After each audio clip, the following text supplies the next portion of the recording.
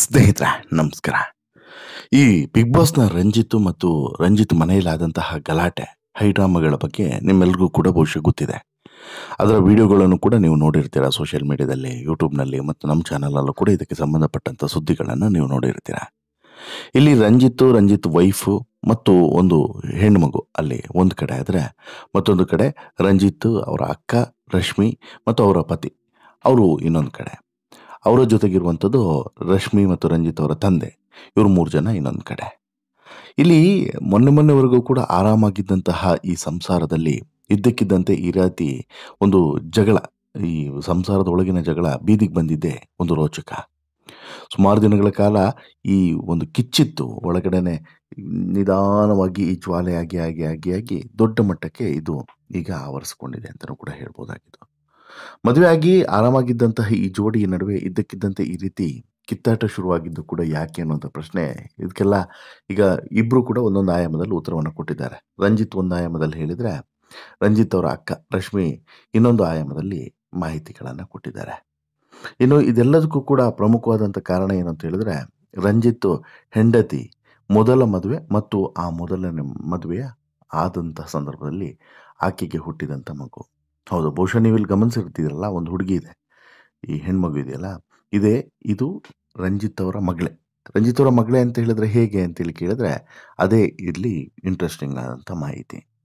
13 ವರ್ಷದ ಯುವತಿ ಇವಳು, ಹೆಣ್ಮಗಳು ಇವಳು ಯಾರ ಮಗಳು ಅನ್ನುವಂಥದ್ದು ಸಹಜವಾಗಿ ಎಲ್ರಿಗೂ ಕೂಡ ಗೊತ್ತಿರಲ್ಲ. ಯಾಕಂದರೆ ಮೊನ್ನೆ ಮದುವೆ ಆಗಿದ್ದಾರೆ. ರಶ್ಮಿಗೆ ಇಷ್ಟು ದೊಡ್ಡ ಮಗು ಎಲ್ಲಿಂದ ಅಂತೇಳಿ ಒಂದು ಪ್ರಶ್ನೆ ಎಲ್ಲರನ್ನೂ ಕೂಡ ಕಾಡಿತ್ತು. ಅದಕ್ಕೆ ಸ್ವತಃ ರಶ್ಮಿ ಅವರ ಉತ್ತರವನ್ನು ಕೊಟ್ಟಿದ್ದಾರೆ. ಆ ಮಗು ಯಾರ್ದು, ಆಕೆಗೆ ವಯಸ್ಸೆಷ್ಟು, ಜೊತೆಗೆ ಆಕೆಗೂ ಮತ್ತು ರಂಜಿತ್ಗಿರುವಂಥ ಸಂಬಂಧ ಏನು, ಎಲ್ಲವನ್ನು ಕೂಡ ಹೇಳ್ತಾ ಹೋಗಿದ್ದಾರೆ. ಹಾಗಾದರೆ ಏನದು ಸೀಕ್ರೆಟು ಬಯಲು ಮಾಡ್ತಾ ಹೋಗ್ತೀವಿ. ಅದಕ್ಕಿಂತ ಮುಂಚೆ ನೀವು ಇನ್ನೂ ಕೂಡ ನಮ್ಮ ಚಾನಲನ್ನು ಸಬ್ಸ್ಕ್ರೈಬ್ ಮಾಡಿಲ್ಲ ಅಂದರೆ ದಯವಿಟ್ಟು ಕೂಡಲೇ ಸಬ್ಸ್ಕ್ರೈಬ್ ಮಾಡಿ ಸ್ನೇಹಿತರೆ. ನೋಡಿ, ಬಿಗ್ ಬಾಸ್ ರಂಜಿತ್ ಮತ್ತು ರಶ್ಮಿ ನಡುವಿನ ಕಿತ್ತಾಟ ಇದೆಯಲ್ಲ, ಇದು ಈಗಾಗಲೇ ಬೀದಿರಂಪ ಆಗಾಗಿದೆ. ಇವರಿಬ್ಬರು ಕೂಡ ತುಂಬ ಖುಷಿಯಾಗಿದ್ದಾರೆ, ಅನ್ಯೋನ್ಯವಾಗಿದ್ದಾರೆ ಅಂತ ಹೇಳ್ಬಿಟ್ಟು ಅಂದ್ಕೊಂಡಿದ್ರು. ಒಂದೇ ಮನೆಯಲ್ಲಿದ್ದಾರೆ, ಅಕ್ಕ ತಮ್ಮ ಎಲ್ಲರೂ ಕೂಡ ಒಂದೇ ಮನೆಯಲ್ಲಿರೋದು ವಿಶೇಷ. ಆದರೆ ಇವರೆಲ್ಲರೂ ಕೂಡ ಒಂದೇ ಮನೆಯಲ್ಲಿ ಒಂದೇ ಬಿಲ್ಡಿಂಗ್ನಲ್ಲಿದ್ದಾರೆ, ಖುಷಿಯ ವಿಚಾರ ಅಂತೇಳಿ ಅಂದ್ಕೊಂಡಿದ್ರು. ಮೊನ್ನೆವರೆಗೂ ಎಲ್ಲವೂ ಕೂಡ ಹಾಗೆ ಇತ್ತು. ಆದರೆ ಮೊನ್ನೆ ಯಾವಾಗ ಇವರ ಜಗಳ ಬೀದಿರಂಪವಾಯಿತೋ ಅವತ್ತು ಎಲ್ಲವೂ ಕೂಡ ಬಟಾಬಯಲು ಹೋಗೋಯಿತು. ಇವರ ಇಡೀ ಸಂಸಾರ ಯಾವ ರೀತಿ ಕಿತ್ತಾಟವನ್ನು ನಡೆಸ್ಕೊಂಡು ಬರ್ತಾ ಇದೆ ಅನ್ನೋದು ಕೂಡ ಬಹಿರಂಗ ಆಯಿತು.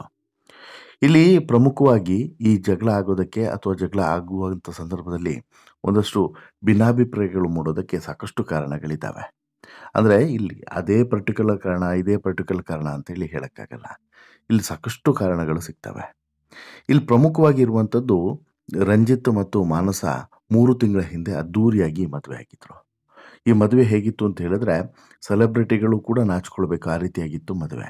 ರಂಜಿತ್ತು ಇವತ್ತು ಅಷ್ಟೆಲ್ಲ ಹೇಳ್ತಾ ಇದ್ರು ಕೂಡ ಅವತ್ತು ಮದುವೆ ಸಂದರ್ಭದಲ್ಲಿ ಮಿಂಚಿದ್ದು, ಜೊತೆಗೆ ಆ ಮದುವೆಯ ತಯಾರಿ ಎಲ್ಲವೂ ಕೂಡ ಯಾವ ವೈಭೋಗಕ್ಕೂ ಕೂಡ ಕಡಿಮೆ ಆಗಿರಲಿಲ್ಲ. ರಂಜಿತ್ ಮಾಡಿದಂತೂ ಒಂದೆರಡು ಸೀರಿಯಲ್ ಮತ್ತು ಬಿಗ್ ಬಾಸ್ ಅನ್ನುವಂತಹ ಶೋ ಹೊರತುಪಡಿಸಿದ್ರೆ ಇನ್ನೇನೂ ಇಲ್ಲ.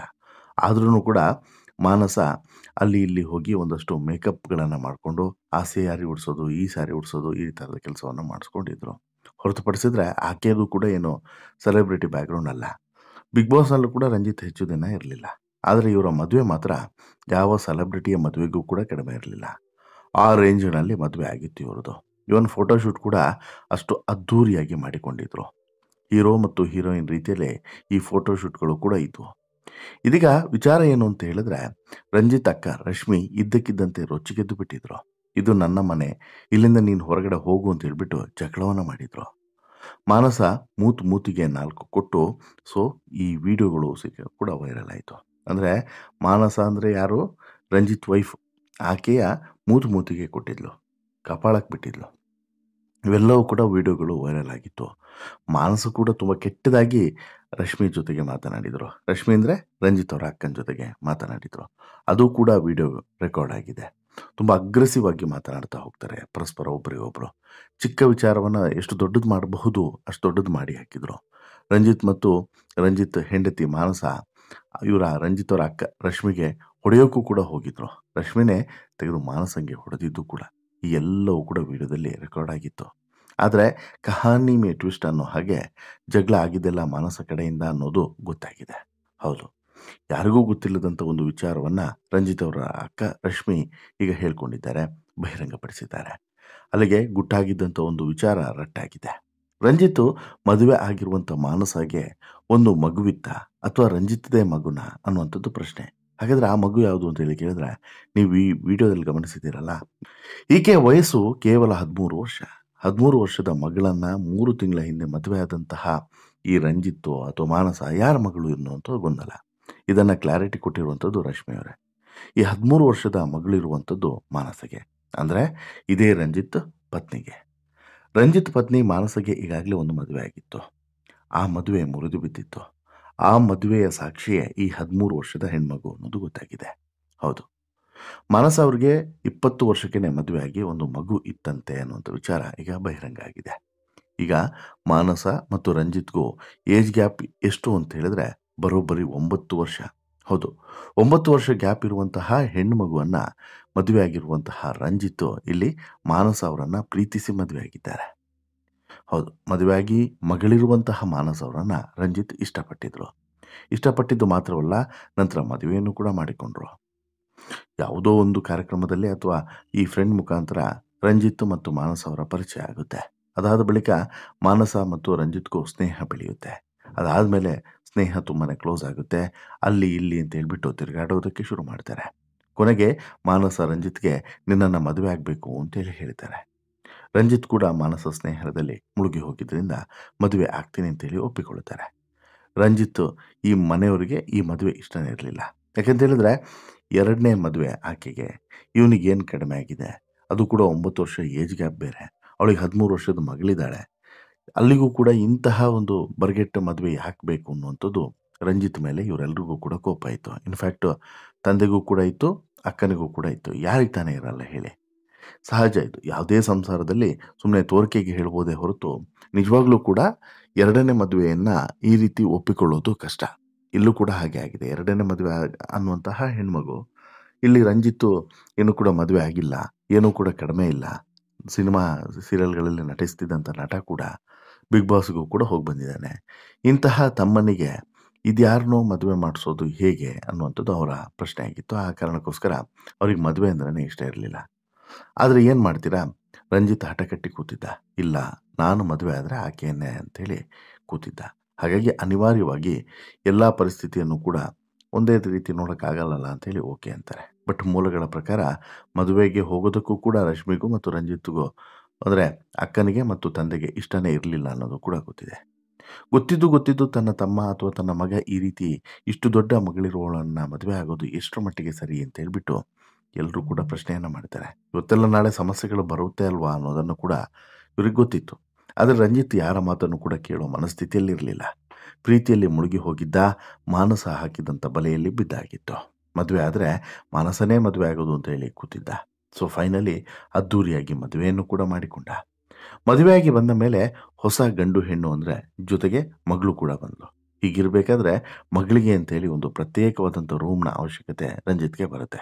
ಸೊ ಅದಕ್ಕೇನೆ ಅವರಕ್ಕ ರಶ್ಮಿ ಹತ್ರ ಕೇಳ್ಕೊಳ್ತಾರೆ, ನನಗೆ ಈಗ ತಾನೇ ಮದುವೆ ಆಗಿದೆ, ಮಗಳು ಕೂಡ ಅವಳಿಗೆ ಒಂದು ಮಗಳು ಬೇರೆ ಇದ್ದಾಳೆ, ಅವಳಿಗೆ ಪ್ರತ್ಯೇಕವಾದಂಥ ಒಂದು ರೂಮನ್ನು ಕೊಟ್ಟು ಬಿಡೋಣ, ಅವಳು ಸಪ್ರೇಟಾಗಿ ಅವಳ ರೂಮಲ್ಲಿ ಇರಲಿ, ನಾನು ಮತ್ತು ಮಾನಸ ಒಂದು ರೂಮಲ್ಲಿ ಇರ್ತೀವಿ ಅಂತ ಹೇಳ್ಬಿಟ್ಟು ಆಕೆಗೆ ಒಂದು ರೂಮನ್ನು ಮೀಸಲಿಟ್ಬಿಟ್ಟಿದ್ದಾರೆ. ಇಲ್ಲಿ ಈ ಗಂಡ ಹೆಂಡತಿ ಮಾತ್ರ ಇನ್ನೊಂದು ರೂಮಲ್ಲಿ ಇರ್ತಾರೆ. ಆದರೆ ಒಡ ಹುಟ್ಟಿದಂಥ ರಶ್ಮಿಗೆ ಇದ್ಯಾಕೋ ಸಹಿಸೋದಕ್ಕೆ ಸಾಧ್ಯವಿಲ್ಲ. ಯಾರೋ 3ನೇ ಒಳಗೆ ರೂಮನ್ನು ಬಿಟ್ಕೊಡೋದು, ಅದು ಕೂಡ ತನ್ನ ಫ್ಲ್ಯಾಟ್ನಲ್ಲಿ, ಈಕೆಗೆ ಸಹಿಸೋದಕ್ಕೆ ಆಗೋದಿಲ್ಲ.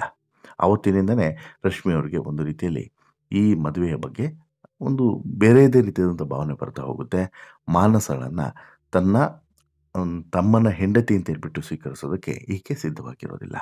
ಆ ಸಂಬಂಧವನ್ನು ಬೆಳೆಸೋದಕ್ಕೂ ಕೂಡ ಈಕೆ ಸಿದ್ಧವಾಗಿರಲಿಲ್ಲ.